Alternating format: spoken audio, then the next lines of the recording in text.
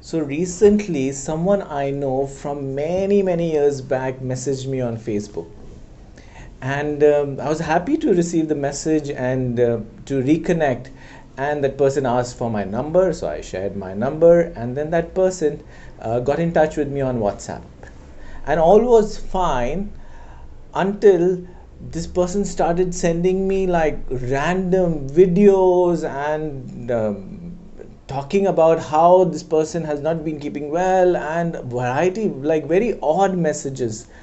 And suddenly I also started getting calls like from this person. I didn't take the call because at that time I couldn't, but this person incessantly started calling me, and I was wondering, why is this person behaving so oddly? And it evoked a lot of I was a little irritated, I was a little anxious, what's happening here at this behavior.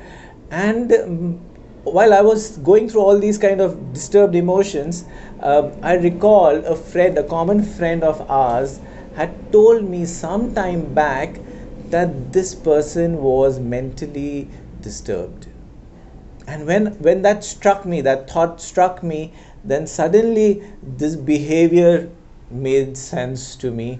And then rather than feel irritation and anger or anxiety, I started feeling empathy towards this person, and I understood his behavior, and I knew what to do about it. And that created an insight for me, and I realized that the fact is, we all are mad in our own way. I mean, no matter how much sanity we may bring within socially acceptable norms, the fact is we all have pockets of craziness in our mind, and whenever that crazy pocket gets activated, we behave in a manner which is totally insane. If I were to share about my madness with you, my madness is around, I want to be loved and wanted by everybody. Now, that itself is a mad fantasy to have. And you know what happens when, like, if I give a call to somebody and the person doesn't take a call or doesn't return a call, then I start thinking, oh, does this person like me, want me? Or maybe somebody talks in a little rude manner, and then that affects me. So of course I have greatly become aware of my madness, so to speak, and I can deal with it, and I know, okay, this is my mad mind working. But the fact is that we all are going through some kind of madness. Now I'll give you examples. So somebody has a madness of wanting to be constantly perfect. Now that's a certain kind of a madness. Somebody has a madness of wanting to be loved constantly. There's another kind of madness where the person wants achievement and success at all cost. Then there's another madness which is around wanting to enjoy life to the fullest, have the fear of missing out. That's a very common thing. Or a madness of around wanting power, not wanting to show your vulnerability, wanting to be. These are a variety of madness. Maybe you can share your madness in the comment box. And why I'm sharing this is because if we know our madness, then we can do something about it.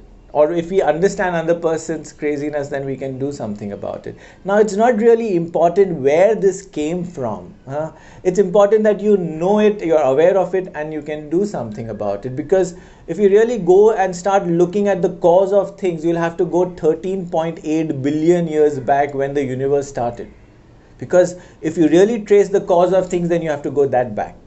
And sometimes it's not even how much are you going to dig up your childhood and find out, okay, this happened, oh, I didn't get the love in childhood, hence I want the love. There is a limit to analysis paralysis. So it's important that you just become aware of what is it where you get triggered. And when you are aware of that, I feel that you can be more proactive in dealing with this.